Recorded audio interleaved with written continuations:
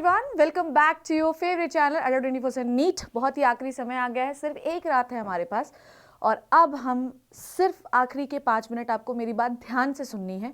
और अगर अभी भी आपने ये वाला काम नहीं किया है तो कर लो, क्योंकि कर सकते हो। ठीक है, सबसे पहली यूनिट से शुरू करूंगी। ठीक है, सबसे पहली यूनिट क्लास 11 से शुरू करूंगी। क्या क्या पढ़ना है? XC2 InC2 कंजर्वेशन पढ़ना है आपको, बहुत अच्छे से पढ़ के जाइए। उसके बाद सेकेंड यूनिट में बायोलॉजिकल क्लासिफिकेशन में वायरॉइड्स, प्रियॉन्स, ठीक है, और आपका फंगस के एग्जाम्पल्स और आपके मोनेरा में सब कुछ पढ़ना है और आपके जो प्रोटिस्टा है उनके एग्जाम्पल्स। ठीक है, उसके बाद थर्ड यूनिट में प्लांट किंगडम का each and every example, exceptions जो लास्ट में दिए गए हैं वो भी आपको जरूर पढ़ने हैं। फोर्थ यूनिट में आते हैं, सिर्फ एग्जाम्पल पढ़ लीजिए, आपका काम बन जाएगा। और बेसिस ऑफ क्लासिफिकेशन।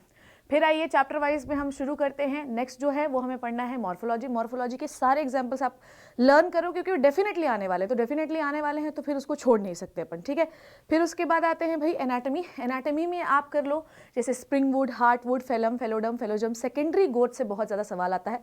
और सीक्वेंस कि भाई अरेंजमेंट वैस्कुलर बंडल का मोनोकॉट और डाइकॉट, रूट और स्टेम में कैसा आता है, ये बहुत ज़्यादा पूछा जाता है। उसके बाद अगर हम आते हैं, मैं टॉपिक्स बता दे रही हूँ आपको, पढ़ना कि इसमें क्या क्या है, एक बार इनको रिवाइज करके ज़रूर जाना। ठीक है, उसके बाद आते हैं, अगर हम प्लांट्स के बारे में बात करें, कॉकरोच तो यूनिवर्सल ट्रूथ है, क्वेश्चंस तो उसमें आना ही आना है। ठीक है, उसके बाद आते हैं cell cycle, cell division, each and everything. Cell division तो each and everything, each and every point is important. ठीक है, बायोमोलिक्यूल से अगर मैं बात करूं तो बायोमोलिक्यूल से ज़्यादातर सवाल जो होते हैं वो कार्ब से आते हैं, फैट से आते हैं और एंजाइम से आते हैं। ठीक है, फिर उसके बाद आते हैं हम लोग और प्रोटीन के सेकेंडरी प्राइमरी स्ट्रक्चर से आते हैं कि कौन सा स्टेबल है, कौन सा बॉन्ड जो है वो रहता है प्राइमरी सेकेंडरी टर्सरी में जो उनको स्टेबिलिटी प्रोवाइड करता है, कौन सा ज़्यादा एक्टिव होता है, सेकेंडरी एक्टिव है, थर्ड टर्सरी एक्टिव है, ऐसे सवाल आते हैं। ठीक है, उसके बाद और एक्टिविटी पे आता है कि अगर हम pH बढ़ा घटा दें, एंजाइम एक्टिविटी पे आता है कि सबस्ट्रेट लेवल बढ़ा दे, KM वैल्यूज़ क्या है, इन पे क्वेश्चन आता है। फिर आइए उसके बाद आते हैं भाई अपन लोग किसमें, ट्रांसपोर्टेशन वाली यूनिट पे। बेटा फोटोसिंथेसिस और रेस्पिरेशन में आपको पाथवेज सारे रटे हुए होने चाहिए।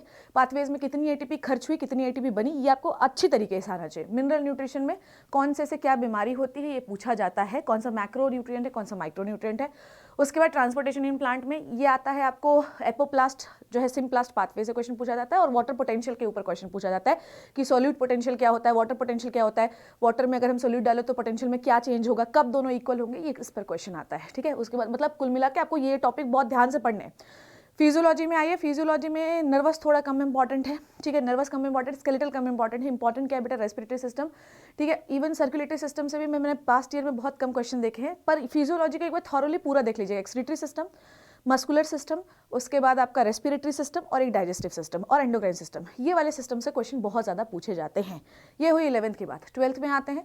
12th में अगर फर्स्ट यूनिट की बात करूँ बच्चों, फर्स्ट यूनिट में reproductive health is extremely important और sexual reproduction in flowering plants. इसमें sexual reproduction in flowering plant से ज़्यादातर पॉलिनेशन से क्वेश्चन आते हैं। Sexual reproduction in flowering plant में डबल फर्टिलाइजेशन, ट्रिपल फ्यूजन से क्वेश्चन पूछ जाते हैं। ह्यूमन रिप्रोडक्शन में ज़्यादातर क्वेश्चन मेंस्ट्रुअल साइकिल से आते हैं। ठीक है, उसके बाद डेवलपमेंटल बायोलॉजी से आते हैं, मतलब गेस्टेशन पीरियड में ब्लास्टुला, ग्लास्टुला, इनसे क्वेश्चन आते हैं और किस मंथ में कौन सा ऑर्गन बना, इससे भी क्वेश्चन आता है। उसके बाद आओ जेनेटिक्स, पूरी इंपॉर्टेंट है, कुछ भी मैं छोड़ नहीं रही हूँ, सब कुछ इंपॉर्टेंट है। इवोल्यूशन में हार्डी विनबर्ग लॉ, ग्राफ्स में से क्वेश्चन आते हैं। उसके बाद आओगे तो बायोटेक्नोलॉजी की पूरी यूनिट इंपॉर्टेंट है। माइक्रोब्स इन ह्यूमन वेलफेयर से एक क्वेश्चन फंसेगा। ठीक है, स्ट्रैटेजी इन फूड एनवायरनमेंट से एक क्वेश्चन फंसेगा।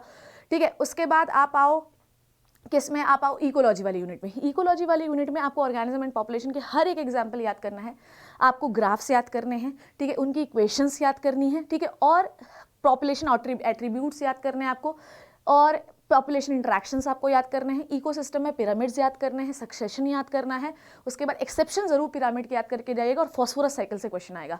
उसके बाद थर्ड में आइए आप, थर्ड में अगर आप आते हैं तो biodiversity, each and every example is so important. Last unit में कौन सी देखो लास्ट वाले एनवायरमेंटल इशू है, इसको थॉरो कर लोगे तो सारा बन जाएगा।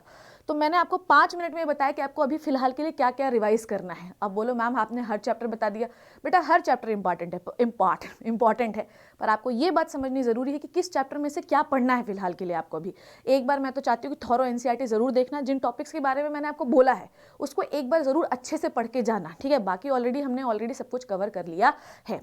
नाउ एक चीज और आपको मैं बताना चाहती हूँ, that is very very very very very very important बच्चों। फिजिक्स के फॉर्मूला रिवाइज करो, केमिस्ट्री के रिएक्शंस रिवाइज करो, दैट्स इट। सिर्फ आज के लिए इतना ही। कल सुबह 5 बजे मैम के साथ मिलेंगे। थैंक यू सो मच बच्चों, take care and bye bye.